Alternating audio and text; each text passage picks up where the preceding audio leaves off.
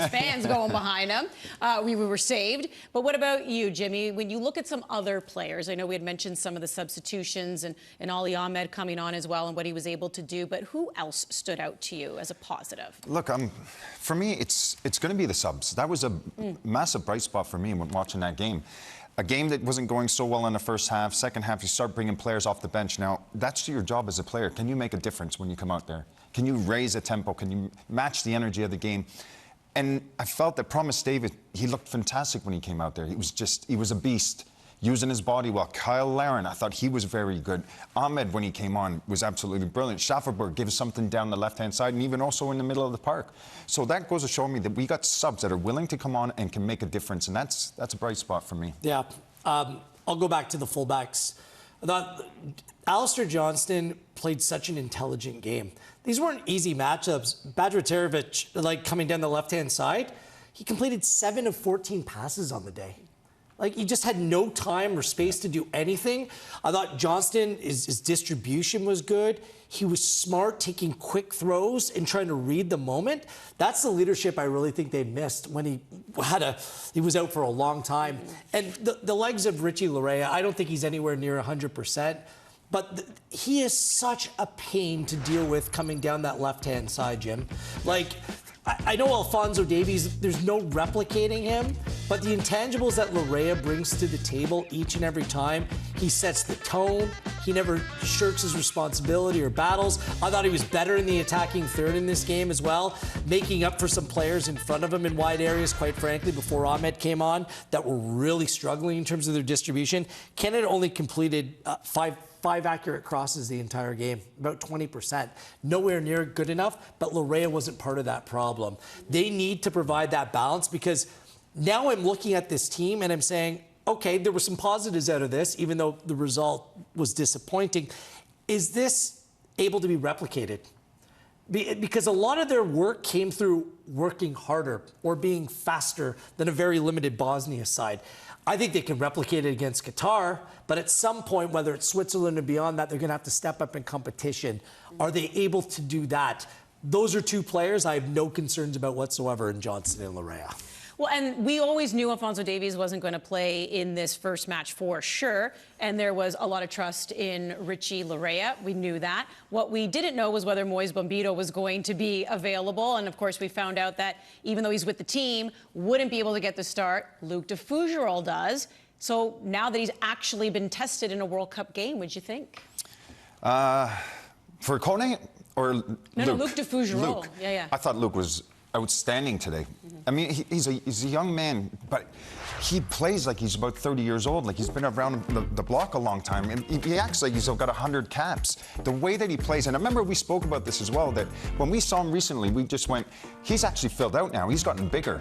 So he's getting bigger, stronger, he's filling out, he knows how to use his body now. I love the way that he plays in the back line. You can see he's vocal, and he's always stepping. He's always on that front foot. As soon as that ball rolls into his man, he's nice and tight, and he's looking to win the ball. And his distribution as well is brilliant. I mean, this is a player that's going to be around this national team for a very long time. Yeah, it was a really tough matchup for him. From a physicality standpoint, Lukic, the goal scorer for Bosnia, won all 9 aerial matchups that he had during the game. But de Fougerolles was smart. He beat him in other ways, knowing that he couldn't compete there. So that shows me that the ability to play a little bit more pragmatic and maybe play to your strengths rather than your opponent, that's not easy for a 20-year-old, because oftentimes they try to do that too much, right? Yeah, he's thinking. It's here. It's all upstairs, so which is good to see. I like that. And look, the true test is not whether you can do it once, whether he can go on and do this game in, game out in this tournament. I think at some point, I don't know if it's the next game against Qatar, you're going to need to see if Alfie Jones can play. You might give Joel Waterman a run. I don't think a 20-year-old who had some injury issues at the end of the year can go in and play 90 minutes of every game. Cornelius right now, like, fit as a fiddle. De Fougerolles, it's a lot to ask of him, Jimmy. They're a better team with him on the field, but I do think at some point there's going to have to be some kind of rotation. You've got to play your best center backs, and he's available. You've got to play him. All right, let's move into the middle of the pitch. You brought up a name, so let's go there already. Kone, Fever, gone. And his combination with Eustáquio, how do you like that? I love it. I think those two work very well together. They complement one another. Eustáquio wants to get on the ball. He wants to play. Kone, for me, the box to box. And I love when he gets on the ball and he starts driving into space, because what he does is he pulls defenders out of position, because a defender's got to engage with him, which opens up another spot for somebody else. Example, on the goal, he drives inside, defenders start coming towards him, he links up play, little 1-2 around the corner, we end up scoring. You've seen it all over the park. He uses his body well, he's never scared to pull out of to go into a challenge. I just think his presence on that field is needed, and I feel like he played like a proper midfielder today with a bit of bite about him, and I like the way that he played. Bigger challenges are to come. I didn't think the Bosnia midfield were very good. They're limited in terms of their mobility.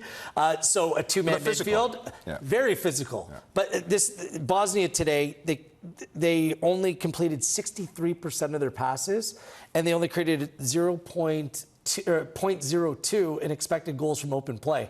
Everything was from set pieces. So I think this matchup suited Canada. Other than Eustachio's blip on the goal, just kind of maybe trying to read a little bit too much of what was taking place on the corner kick. He was rock solid.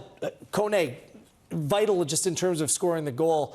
Again, there's going to be more difficult matches where you wonder about numerical advantages or disadvantages, how that will play out. But those two players, I mean, we cannot go through what we went through in Qatar when Eustachio got hurt. Halftime of the second game came out, they weren't the same team. I like Saliba, I like Chouanier, I like Osorio, but that's your number one combination, and I think you're going to be riding those guys a whole lot in this tournament. It's always like you don't know what you got till it's gone, yes. And it's so true, because Eustachio a lot of times quietly goes about his business, and then you remove him and you go, oh, that's what the team looks like without him, right? That lack of creativity, and just getting that ball up. Let's just, kind of look at this pragmatically. When we look at Canada, gets the point here. So what does this mean moving forward in their group? Like, overall, the result is fine. I mean, you want the win to galvanize the nation, give people a reason to celebrate a little bit more into the night here on a Friday, and it sets yourself up better where you don't have to win your next match.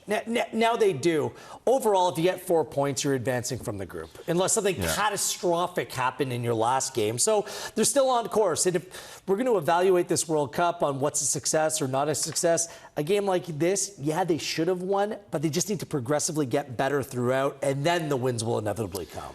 Listen, I think they'll be happy going back to the hotel thinking, we've got a point out of this. We're in a good position. We've got Qatar next, who we probably feel comfortable of, that we're going to win this match and get 3 points. 4 points is going to get you through. And I think collectively, after that match, they'll be thinking, we were down 1-0 in a World Cup match, and we ended up coming back and drawing the match, and we got something out of it. You change the way you think. And most people just casual sports fans that were very excited for this World Cup, most thought, okay, Canada's not playing Italy, they should go on and beat Bosnia and Herzegovina. Like that was, and I think the betting market dictated that. Canada were a significant favorite, about -130 heading into this game. So I think before the ball was kicked today, you're thinking Canada's got to go on and win this. I think the entire nation was feeling that way. But as the game went on, you go down a goal, I think that maybe your perspective changed a little bit. That's why I think a lot of people are a little bit more positive about a draw than they would have been otherwise if you said that when you woke up this morning. It's all here. We know this, right? It is between the ears. Sports therapists, that's why they are a must for so many athletes and teams. But given the comments even Jesse Marsh made about the first half, he wasn't pleased with it, thought they were better in the second half. Do you chalk that up to emotions, so you keep the same starting 11, or do you think he makes some adjustments? I think he'll look at it and think, okay, if everybody's healthy, I'm going to keep the squad the same, and I'm going to give these guys another shot at it, and again, make the substitutions in the second half that he needs. He knows now from the bench he's got players that will come off and can make a difference. So he'll be happy with that situation that he's in right now, but he'll be going through the squad, looking at each individual and thinking, who can give me the most coming into this next match against Qatar? I think the one thing that he really needs to consider is if Ali Ahmed is healthy enough to play sixth. We don't know what sort of limitations he's going through. I thought he looked good when he came on. Ali Ahmed has to be a starter for this team if he's fit enough to go. That's the one. I thought that Liam Miller struggled at times today. He's active, he's pleasing on the eye, but the distribution just simply wasn't there. So I tried to get Ahmed into the team. Also, the last thing you want to do is put yourself in a position to potentially finish third place in this group. Like that would be a disaster. Bosnia plays Switzerland next. It'll be a litmus test game for them coming back from this one. Then they get Qatar in the last game.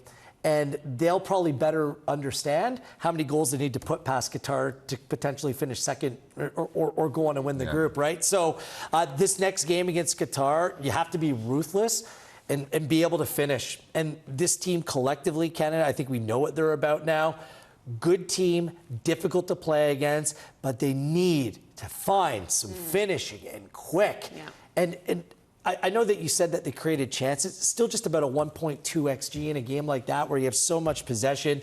When it looked like Bosnia in the second half were running in quicksand, I thought Bosnia regressed as the game went on and Canada got better. I think both of them coincided with one another, but it's going to be a completely different task next time around. They have to score goals, be ruthless inside the area. Quickly then, do you agree with KJ? Must win against Qatar? Yeah, it's a must-win. Already, right? Yeah. So second game in the group, already feeling must win, just given who that final. It must win by a score. Yeah. Like, I don't think it's like a 1-0 must win. It's like 2-3, let's go. Just get the 3 points. No, just... Yeah, I mean, and you're right. I mean, you don't want to finish third, but reminder of the 12 third-place teams, the 8th best, they are the ones that move on. But you're right. Why take the risk if you don't have to? Top two, and preferably top spot is what they want. But they do go down a goal early in this one, but they fight back. The Canadians do. Kyle Larin subbed on in the 76th minute, scores in the 78th. 1-1, the final in Toronto. The attention will shift to Vancouver next. On behalf of Jimmy Brennan, Gareth Wheeler, and the rest of the crew here at One Soccer, I'm Manny Petrillo. Thanks for tuning in to Bet365 for the win. We'll see you next time.